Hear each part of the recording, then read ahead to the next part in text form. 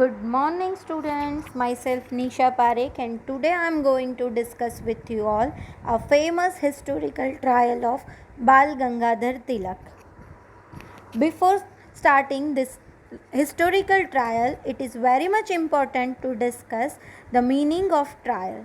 A trial is a hearing of civil or criminal case before a competent court, which examines the evidence and determines the legal claims, which ending in judgment. Two types of legal trials are famous.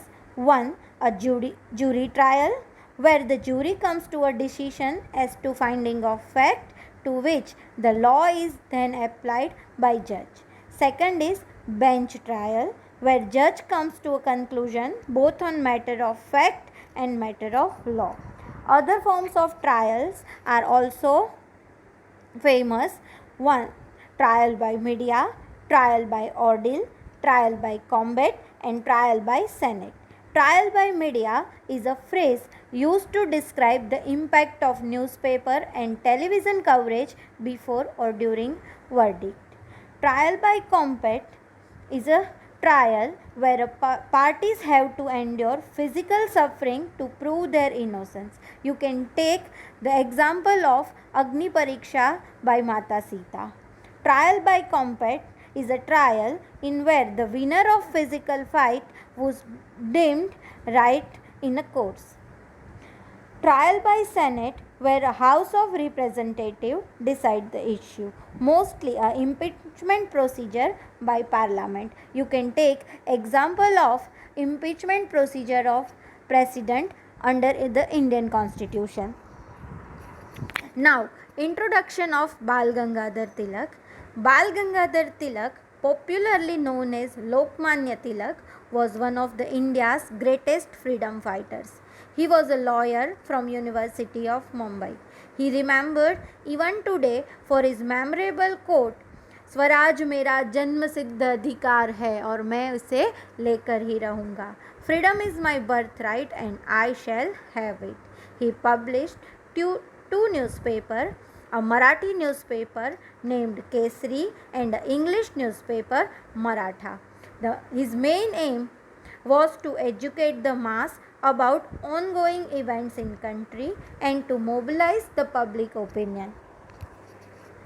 Now, first we have to discuss the scenario of country at that time. It was a period of British Raj. Government always tried to suppress and quash the freedom of speech and expression of people. Any people who criticize the government action charged with sedition under Indian Penal Code section 124A. Lokmanya Tilak was tried thrice in his lifetime. The first trial was in 1897 on the charge of sedition under section 124A of IPC for publishing article in Kesari. According to government, this article had provoked some Brahmin youth to shoot the collector of Pune and a young British military officer. Tilak was found guilty by the jury and was sentenced to 18-month imprisonment. His sentence did not suppress his spirit and he continued writing fiery article in Kesari.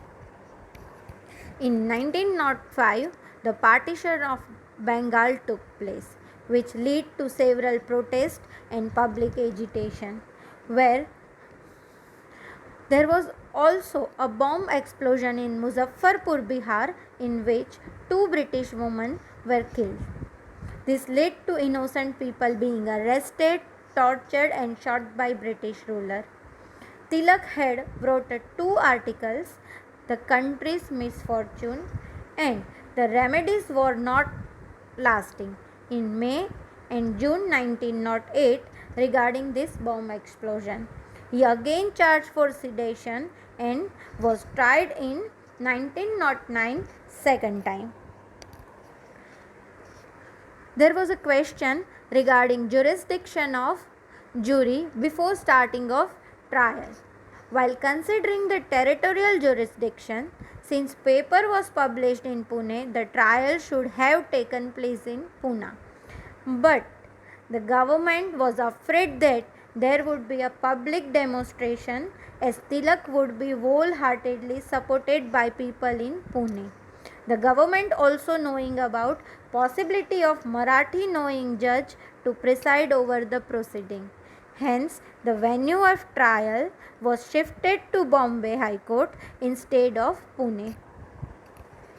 There was also a dispute regarding composition of jury. Government argued that there would be a special jury which would consist of Europeans and Anglo-Indians to try the Tilak. But Tilak argued that special jury would not be able to understand the Marathi language in which the article were written, and this would be unfair to him. Ultimately, the jury was composed of 6 European, 2 Parsi, and 1 Jew. Both the judge and the jury were not at all well versed with the Marathi language and relied completely based on translation provided by prosecution. On the basis of translated article, it was alleged that Tilak referred English rule in India as India's misfortune. In order to establish the charge of sedition, it was alleged that Tilak in his article said that the act of oppression, disregarding of public opinion, and the thoughtlessness of British rule had led to act of violence by the Indians. Tilak had sympathized with the bomber and the violent agitator who were committing murders to bring down the British rule. The prosecutor concluded that the gist of the article is that the British rule in India is a curse and if continued would result in state affairs like Russian Revolution. Thus, these articles influenced the people to believe that ruling class was hostile toward the masses, so that such act by Tilak would come under the ambit of section 124A of the IPC. The words used in article was inflammatory in nature, so he was also punishable under section 153A, attempting to excite disaffection toward the government. As a lawyer, Lokmanya Tilak chose to defend himself and not to hire any advocate. He submitted correct translation of the original article and proved that the translation provided by prosecution was defective and it distorted the original intent. He further submitted that since the trial was being conducted on translation, the burden of proving accuracy of the translation was on the prosecution and not on the defense. He was able to show that more than a dozen words were wrong in English translation. Tilak conducted brilliant cross-examination of the prosecution witness, Mr. Bhaskar Joshi, assistant to the original translator, and explained the difference between word oppression, tyranny, and despotism in political science.